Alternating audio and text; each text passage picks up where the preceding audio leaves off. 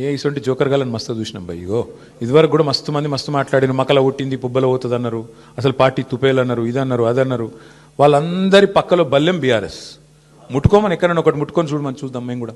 ఎందుకంటే వాళ్ళు మర్చిపోతున్నారు 10 ఏళ్ళు మేము కూడా అట్లాంటి పాలిటిక్సే చేస్తే కాంగ్రెస్ నామరూపాలు లేకుండా పోయేది.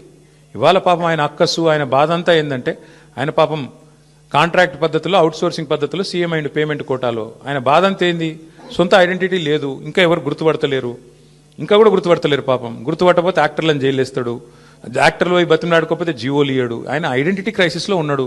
ఆఖరికి ఏదో హార్వర్డ్ పోయి చదువుకుంటాడట, మరి చదువుకొని వచ్చి ఏం చెప్తాడో తెలియదు నాకు.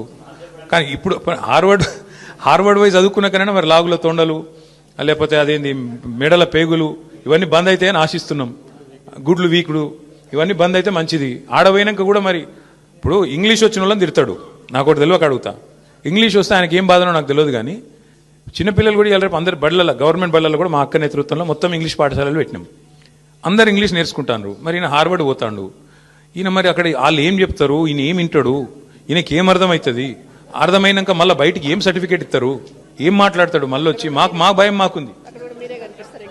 అక్కడ మళ్ళీ ఇంగ్లీష్ అనగానే నన్ను మళ్ళీ వాళ్ళని తిడతాడేమో, అరే మీరు బాత్రూమ్ కడుక్కుంటూ తిడతాడేమో. ఇంకా అమెరికాలో ఎవరి బాత్రూమ్ వాడు కడుక్కుంటాడు, మరి ఆడ ప్రొఫెసర్ అయినా కూడా వాని బాత్రూమ్ వాడు కడుక్కోవాలి.